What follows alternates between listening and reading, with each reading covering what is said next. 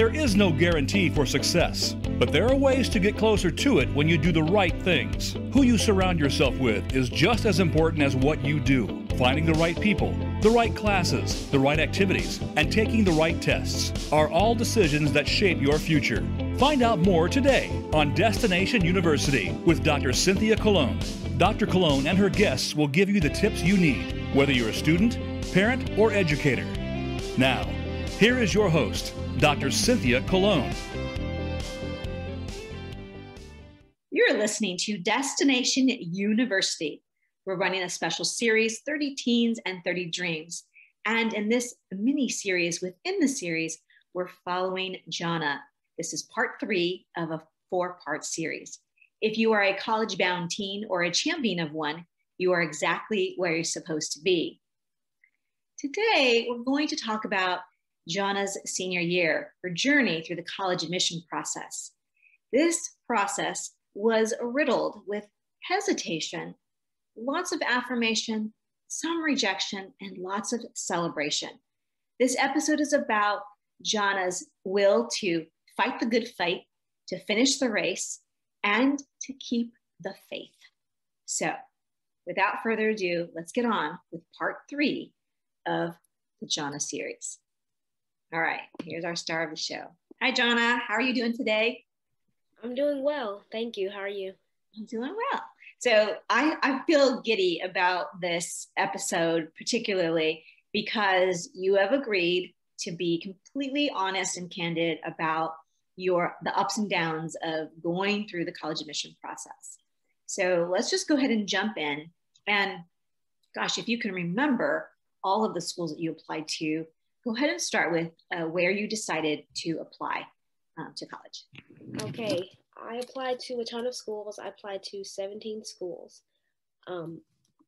And so the list goes in Barnard, UC Berkeley, Emory, University of Illinois, and Urbana-Champaign, my state school, George Washington, Howard University, American University, Georgetown University, Harvard, Columbia, Yale, the University of Virginia, Cornell University, the University of Chicago, Northeastern, the University of Pennsylvania, and Princeton. Okay, 17 colleges. Wowza. Okay, so I'm going to just ask a question that I don't think we've even talked about, but how many hours would you say that it took to complete all 17 of those applications? Let's not even talk about the 20 hours of essay camp that was sort of maybe the beginning of the application, but just even after, like, could you possibly guess? So many hours. Let's see.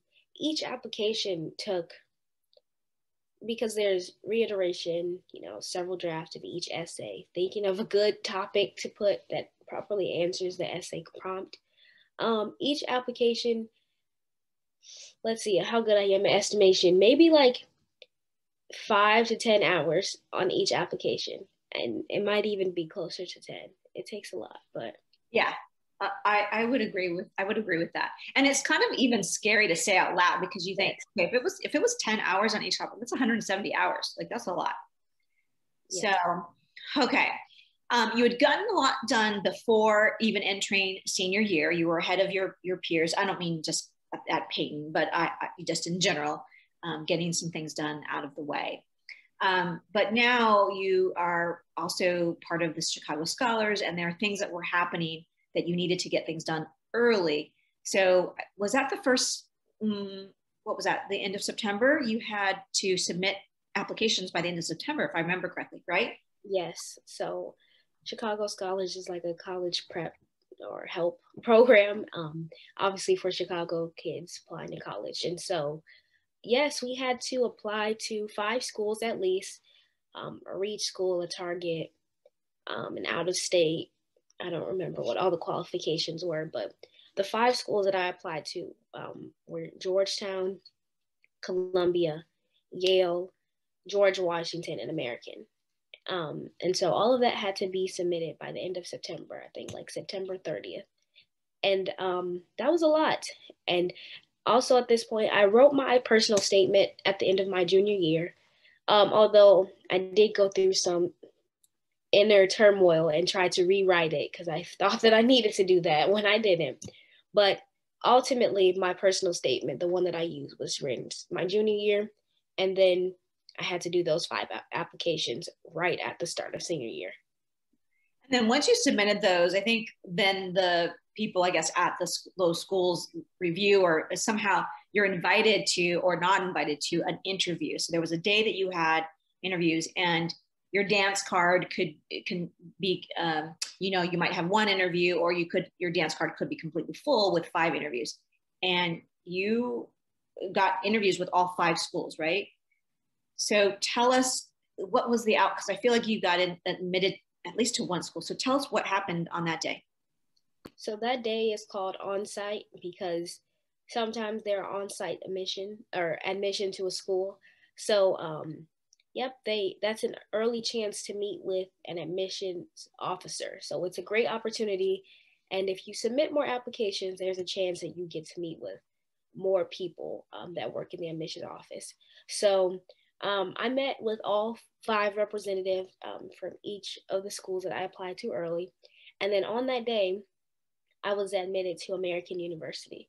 So that was my first acceptance, maybe towards the middle or end of October. And so that was really exciting.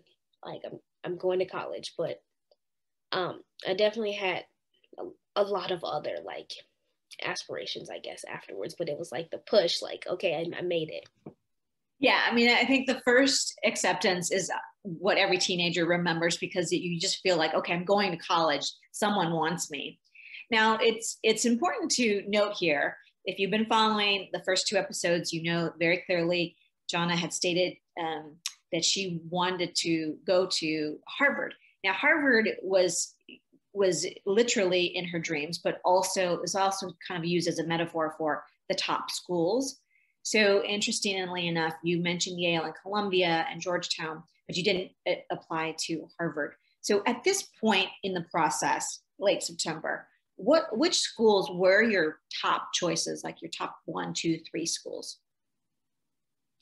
So over the summer, I went to a bunch of those the virtual events that schools were offering that talked about their programs and student life and academics and all those things. So I knew that I wanted to study political science. And so I was thinking of the best political science schools, and the schools that I just happened to stumble upon, I guess, were Columbia, Yale, and Georgetown. So Georgetown is obviously a fit. It's in DC.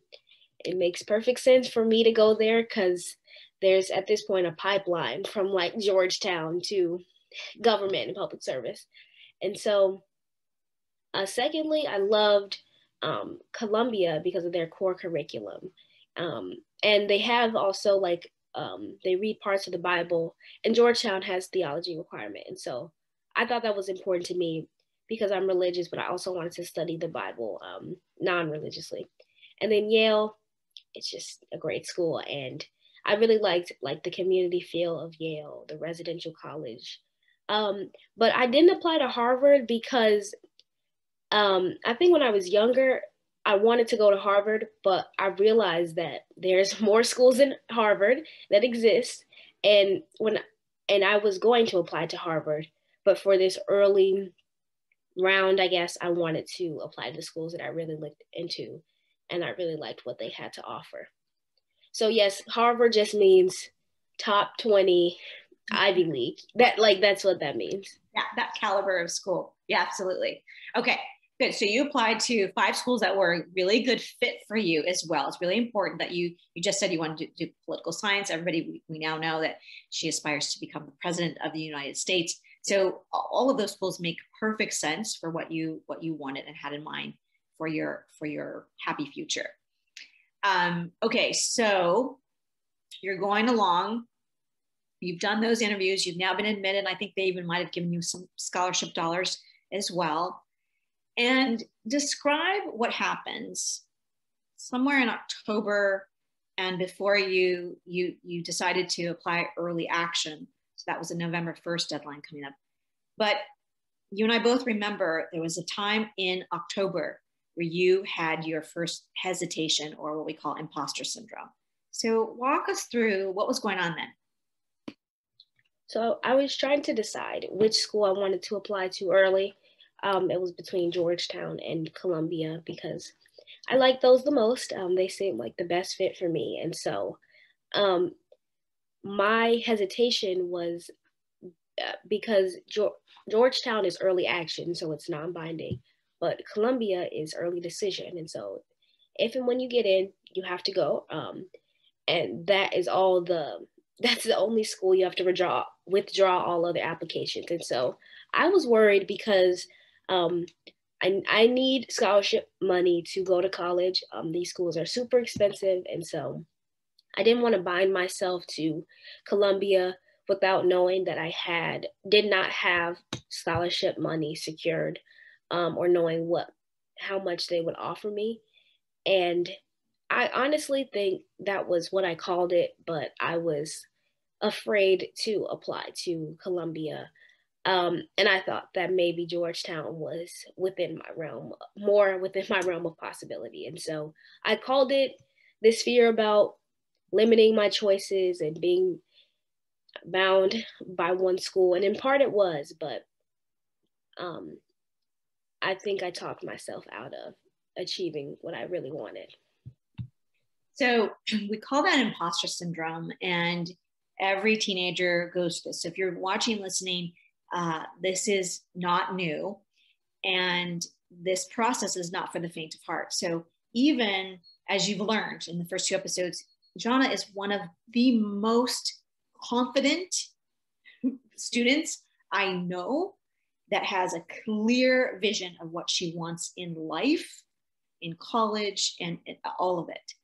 So even someone like Janah was sort of going through like analysis paralysis, like there were some essays you needed to write and you couldn't figure out, and you kept going back and forth, and you said, you wanted to start new ideas, and I would be like, no, don't start new ideas. Oh my God. So anything more you want to say about sort of what was going on in your gut, in your mindset? Or I don't know, maybe was there someone at school, or had you gotten a little something in your bee in your bonnet that was making you think, who am I to dream this big?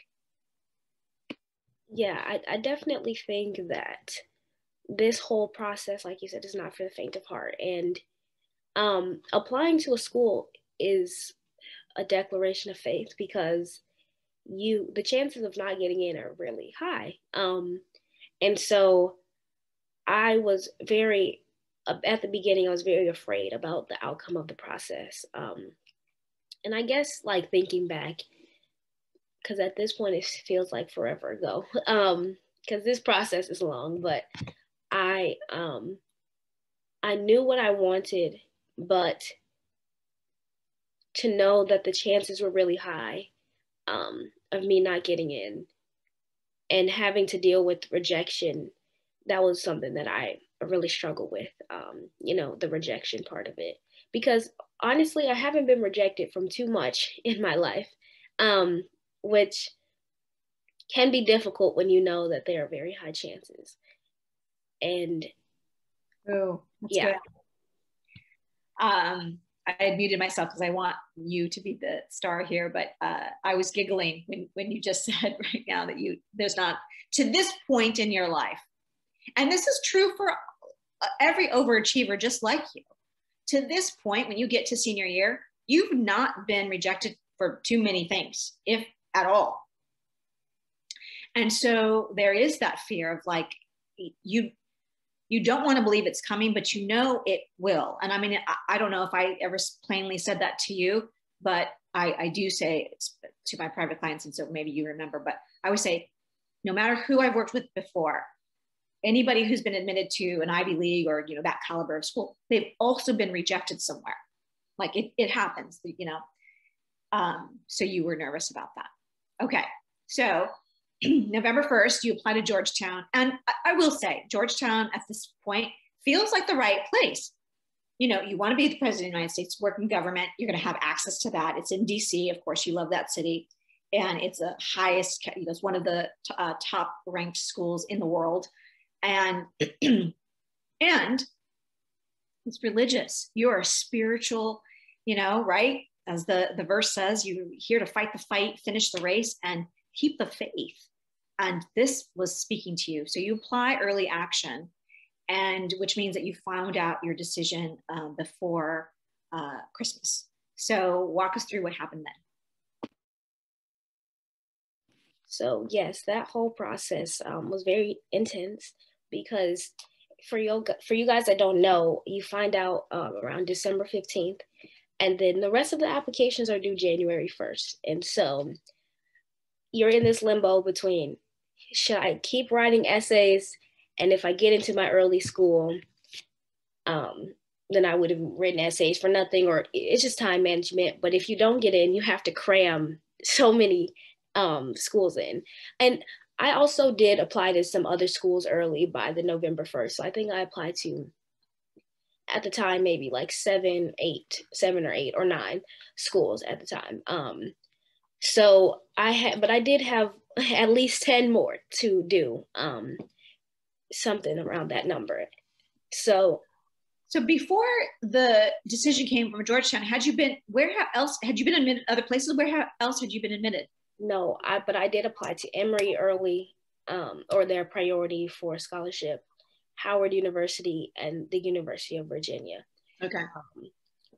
And then, so those were about eight schools. So I had a lot more to apply, but I had also done so many at the time. And so it's just a waiting game. Even though this part is only a month and a half, it is very long. And you have to keep the faith. I think I was really trying to limit the conversations that I had with friends about it, to not speak any doubts into existence, to not I didn't tell people where I applied early, because I didn't want other people's doubts or thoughts to, you know, trickle into my application. And so I really kept it quiet, but the waiting is really hard. And but yeah, December 15th or so came, and so that was what happened until that time. And so what was the decision? You opened the envelope, I guess you opened the email. What was the decision? So it came out about 6 or 7 p.m. and I opened, no one else was home. I opened it, and I was deferred from Georgetown, and I was heartbroken. I didn't even go to school the next day because I was just so upset about it. And I was embarrassed because the other thing is that a lot of people have really high hopes for me because of me as a student, you know, the way that I put myself out there. And so I also felt that I disappointed my parents and a lot of people that, you know, believed in me. And so that was really hard. And it really was a shot to my pride. And I also felt a lot of guilt about not applying early to Columbia. Not that I knew what the decision would have been to Columbia, but I felt upset that I doubted myself about it. And I knew that when I started the process, I started it with doubt and not confidence. So to be clear, those you're watching and listening, a deferral is not a rejection. But to Janah, it felt in that moment like a rejection because of, you know, she has so much pride and has a lot of people who are cheering and championing her dreams. But to be clear, a deferral, what that means is we didn't admit you, we didn't deny you, but we're going to roll you over into our regular admission pool. Okay, so it's basically, as my good friend Dorothy used to say, denial. Delay, what is that? How's it go? Denial may just be a delay, right? So it felt like a denial, but it was really a delay. Now, so the other thing that I think happened, and because I saw this for myself, is that I think your confidence took a little bit of a beating. And just in the moment where you now have to sort of turn up turn up the heat and get all these essays done, because now you have to apply to more schools, you are off also in the same breath feeling not as confident anymore. So what did that 2-3 weeks feel like? Do you remember any of that? Yes, I definitely felt super discouraged about it. But really though, I got over it pretty quickly. So Georgetown really hurt, and I stopped thinking that I was going to get in, and I just gave up on Georgetown. So I started looking at other schools. But yeah, there was a huge hit to my confidence, and applying to those other schools was way harder than before.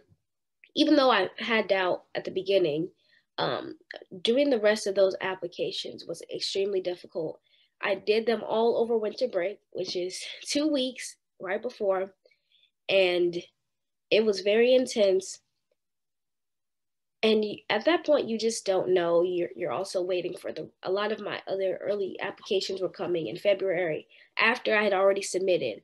And so you don't know if what you're writing is good enough, especially if maybe I used some of the same language or narrative for Georgetown and that wasn't enough to get me in early, then maybe it wouldn't be enough to get me into Harvard. And so definitely hurt with confidence, but ultimately I did get over it, and I had no other choice at that point. So I decided I wasn't going to sulk for too much longer, but there were remnants of it in applications. Right. And again, to be clear, by this time, you had a whole cadre of essays that you had written from essay camp, and then your personal statement, and then all of these supplements that you had to submit as early as September. So you had lots of pieces to choose from. But at this point, we were iterating your essays and making them stronger and stronger, and just going. I think you were getting help with editing, or I'm using air quotes because these are, of course, all your essays that you wrote.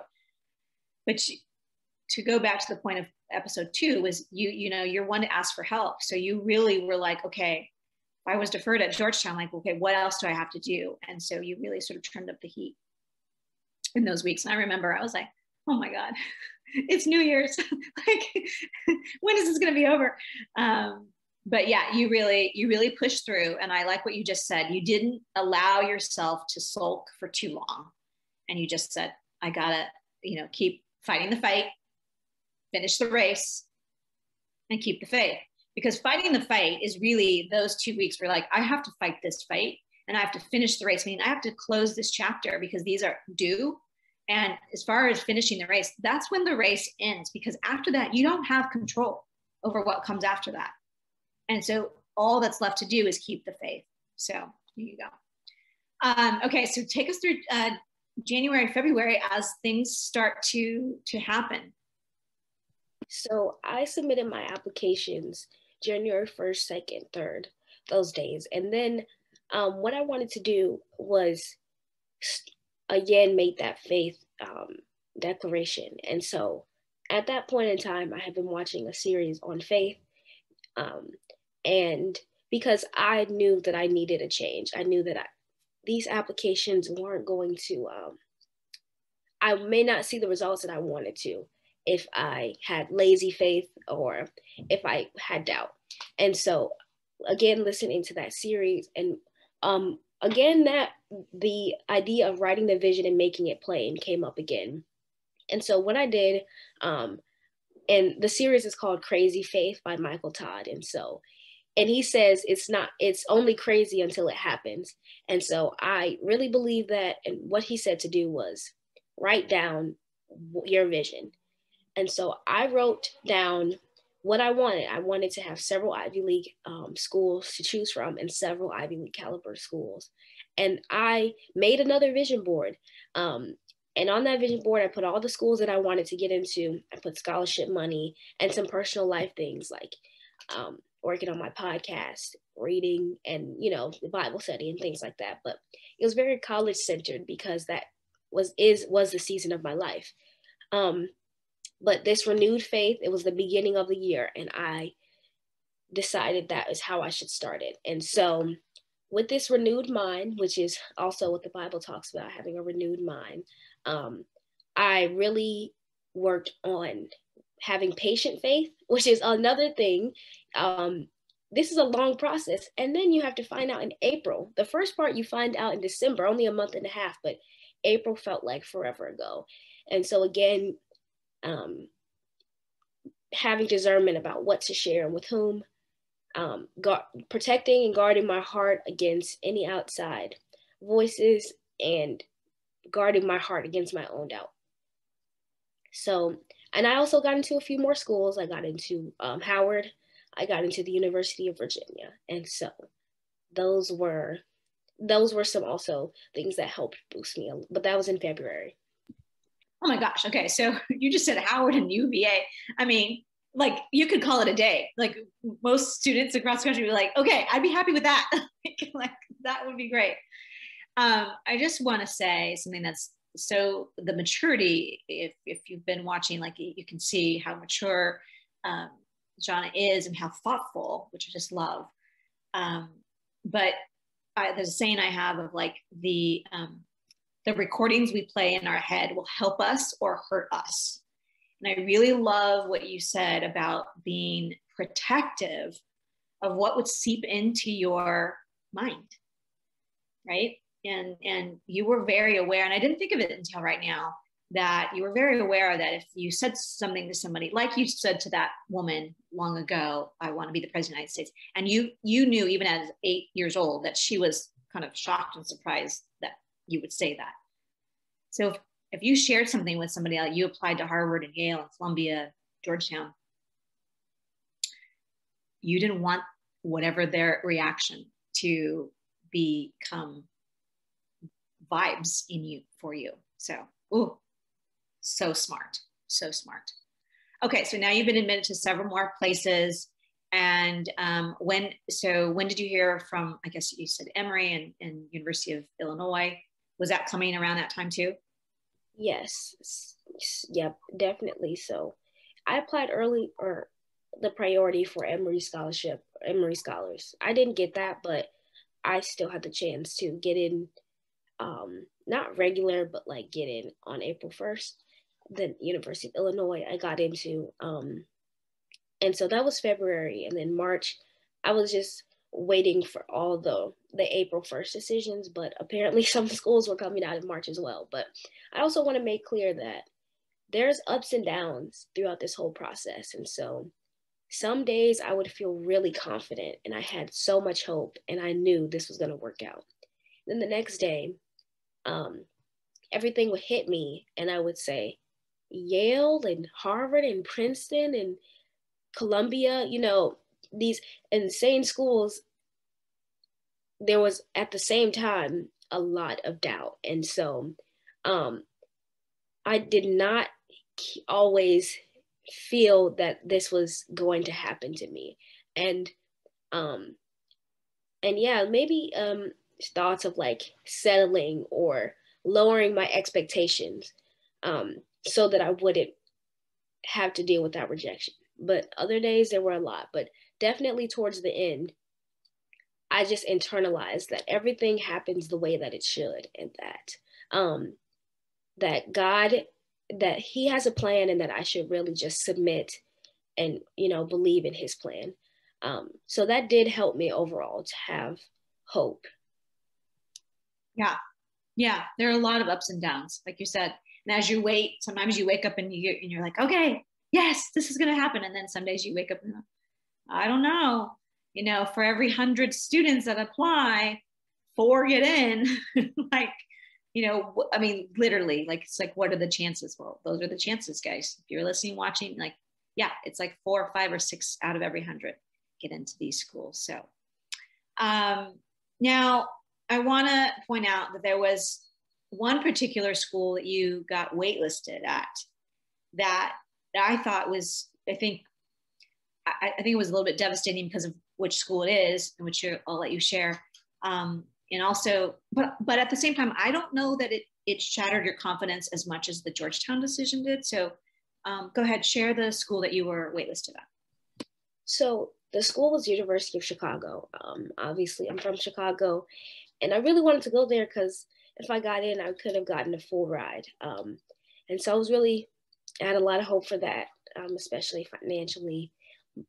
Although I didn't necessarily want to go to school in Chicago or in the Midwest at all, the idea of going for free really put it higher up on my list. And of course, UChicago is a great school, but I just didn't want to be in Chicago or in this region. But it definitely did not hurt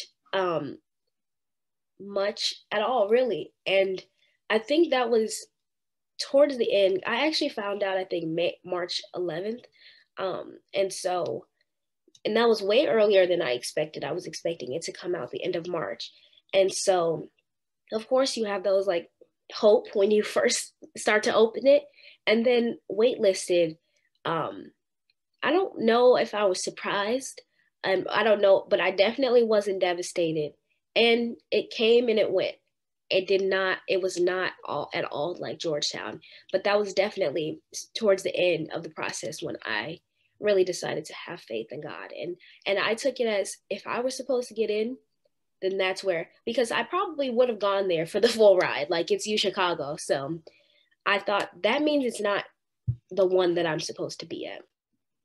Right. A student I interviewed not too long ago, she's at the Catholic school, and she said, her mom says, God's rejection is his redirection.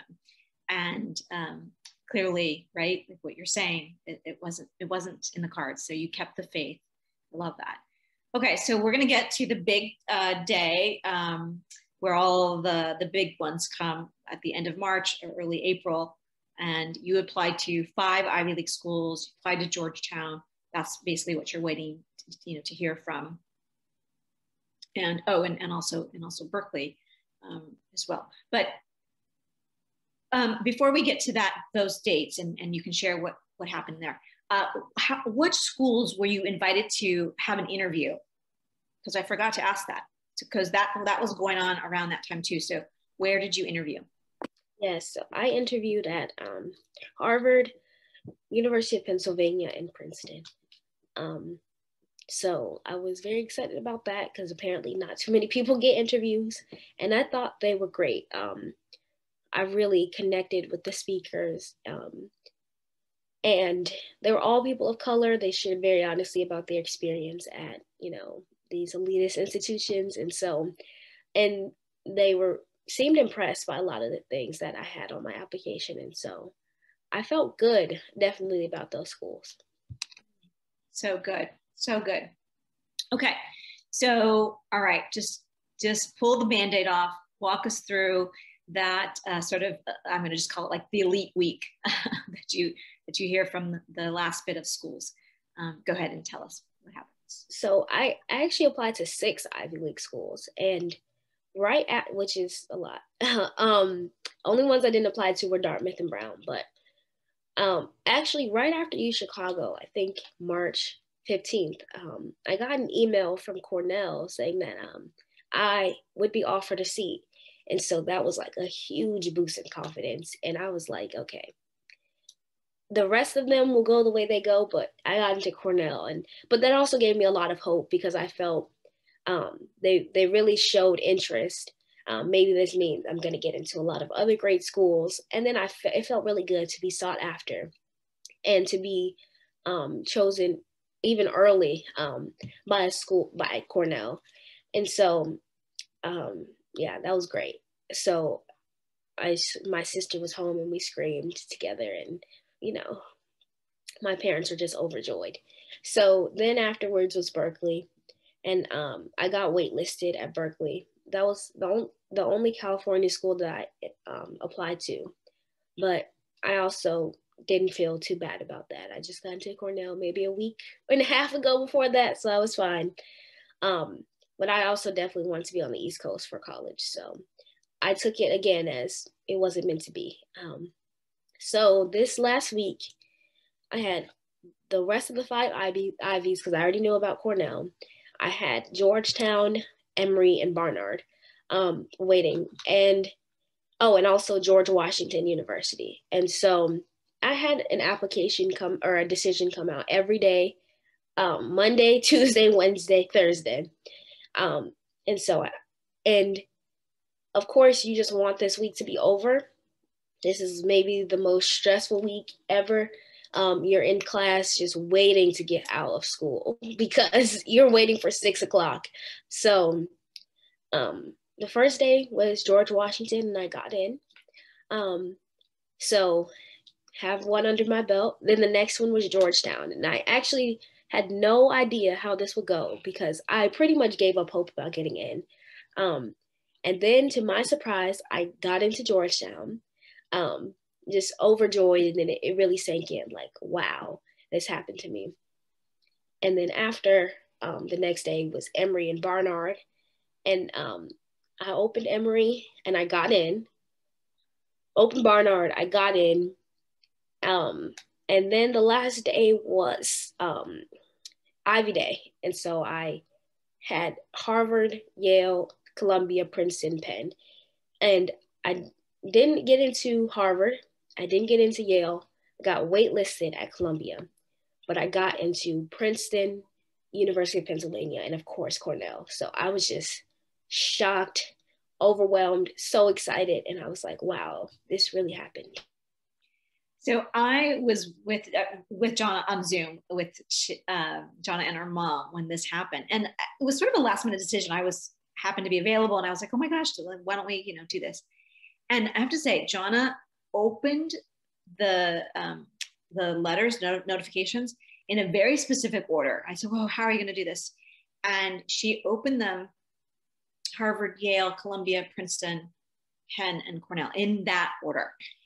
And she must have known, like, I was like, how did you know? Like, she knew. It was just like complete faith. And as we kept going through and then we got to the wait list, it was like, okay, we're getting closer to a yes. And then the next three, I mean, wow. So I was there and I was overwrought with emotion, but I can't imagine what it's like to be you. I'm going to like get teary. So, I mean, as I said that day, like you've just been admitted to 3 of the most prestigious colleges in the world. How does that feel? How does that feel even now? I mean, sometimes it just hits me like, wow, this actually happened. I actually got into these great schools. Like it's unimaginable sometimes. And yeah, first I opened in that specific order because I had an inclination a few days before. I had no idea how I would open them, but I felt like I knew which order to open them in. And obviously I didn't know the outcome, but I knew this is the order that they need to be opened in. But anywho, you don't know if you're going to get in. And I just like ripped the Band-Aid off. So I had all my application portals up and I just boom, boom, boom, but I mean, and then you think about the sort of kids that get in and like some people have started like companies and doing all of these things. But again, none of that really discourages me, but it means that it really makes me feel like I'm so blessed to be chosen and to be amongst these other great leaders and thinkers. And to know that, and I had more acceptances than denials this whole process. And so to know that all of the work and I got the fruits of my labor, it just felt that everything was worth it. And also a lot of other kids are super qualified and do super great things, but they don't have the results that I do. And so again, feeling blessed and knowing that this was a product of all the hard work that I put into this process. Oh, you chose to make the vision plain. You chose to ask for help. And then you chose to not only fight the fight, the good fight, but you really did finish the race and you kept the faith through not just senior year, but really through your whole life. You just kept the faith and you had people around you.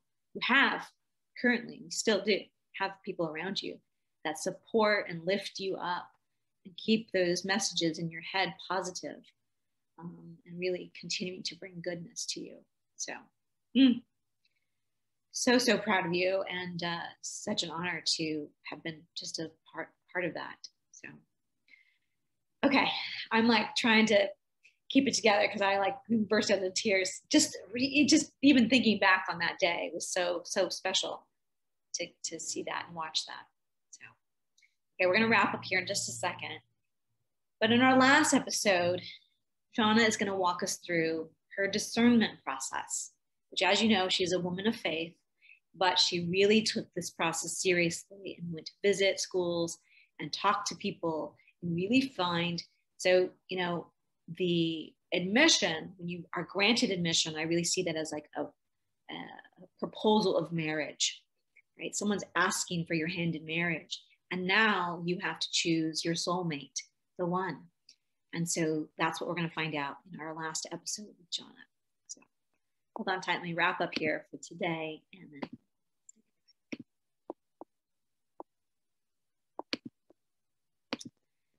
okay, everyone. Again, if this episode has in any way fueled your confidence or helped to build your dreams, and how could it not? Please share this episode with 3 people in the next 30 minutes. And for those of you who are parents who have been watching and following, please join us on our Facebook group, Destination University with a Y-O-U, because the destination is not university, the destination is you, just like it is for Janah. Okay, now we're going to wave goodbye, and tomorrow, or in the last episode, you're going to have it all revealed. So wave goodbye for now. Bye, everyone, wherever you are. May you have a happy and sunny day. Bye for now.